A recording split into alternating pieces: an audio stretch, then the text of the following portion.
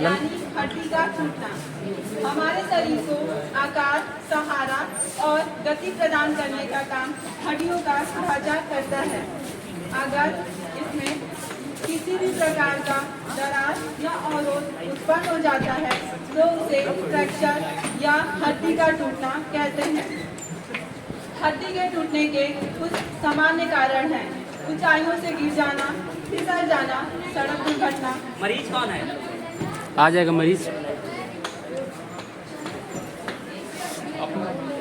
सड़क दुर्घटना और हाथ किसी भी हड्डी का असामान्य तरीके से मुड़ना और कभी कभी हड्डियों पे अत्यधिक बल पड़ने से भी हड्डी टूट जाता है। हड्डी दो तरीके से टूटती है, या तो खुला फ्रैक्चर और बंद फ्रैक्चर।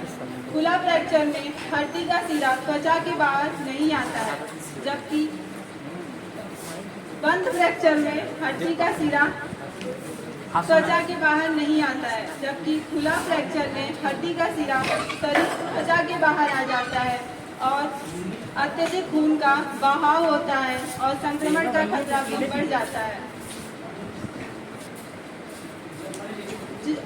जिस हिस्से में हड्डी टूटता है वहाँ पे सूजन हो जाना, लालीपन देखने को मिलता है, नीला हो जाना, टूटे हुए हिस्से को हिलाने पे दर्द बढ़ जाना, अंग में विकृति उत्पन्न हो जाती है और कभी कभी हड्डी का अंश शरीर से बाहर आ जाता है। हड्डी टूटने का प्राथमिक उपचार: जब भी किसी की हड्डी टूटती है तो हम टूटे हुए हिस्से को आराम से स्थिरता और बर्फ से सिंचाई करेंगे और टूटे हुए हिस्से को ऊंचा उठाएंगे।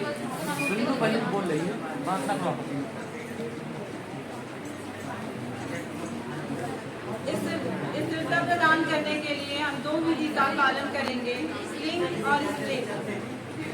स्लिंग में हम किसी कपड़ा, दुपट्टा, किसी और गमछे का प्रयोग करेंगे, जिसे सीधा मोड़ेंगे और फिर बीच सीधा करेंगे और बीच से मोड़ेंगे,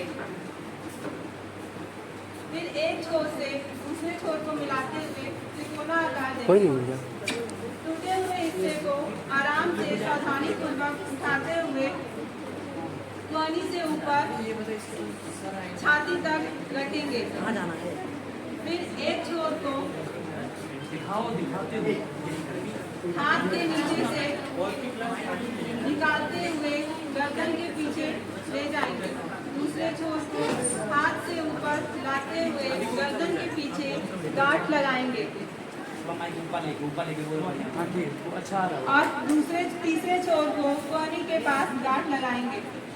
ये तो था गलबाई बांधने की विधि। अब हम आपको बताएंगे स्प्लिंग या अवशिष्ट कैसे बांधें। इसके लिए हमें किसी कठोर, मजबूत लकड़ी, कार्डबोर्ड या पटरी की आवश्यकता पड़ती है। टूटी हुई कलाई को सावधानी पूर्वक पकड़ेंगे और पटरी या स्केल को एक ऊपर और एक नीचे रखेंगे। फिर किसी दुपट्टा या कपड़े के माध्यम से आराम से सावधानी से बांधेंगे। बांधते वक्त हम ध्यान देंगे कि बहुत ज़्यादा कसाव ना हो, जिससे रक्त का संचलन रुक जाए।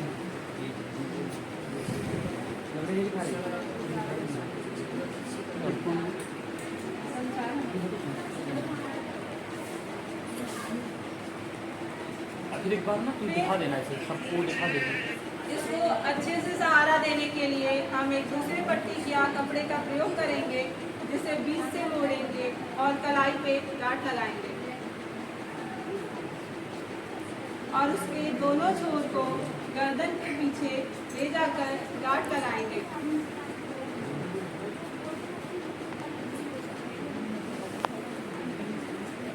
इससे हाथ में स्थिरता रहती है और दर्द से आराम मिलता है। ये तो रहा बंद फ्रैक्चर का मैनेजमेंट, जिसमें हड्डी का सिरा बाहर नहीं आता है। जब हड्डी त्वचा के बाहर आ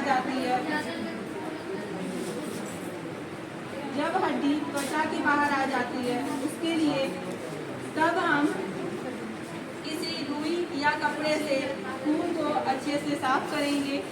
फिर एक सही कटोरी का चुनाव करते हुए ऐसे कटोरी दिखा तो बाहर का नहीं दिखा। ऐसे दिखाना है। जब भी उसमें बोला जाए ना तो ऐसे दिखाना है। सही कटोरी का चुनाव करते वक्त हड्डी के ऊपर सावधानी पूर्वक रखेंगे और ध्यान देंगे कि कटोरी को ज़्यादा तेजी से दबाना नहीं है।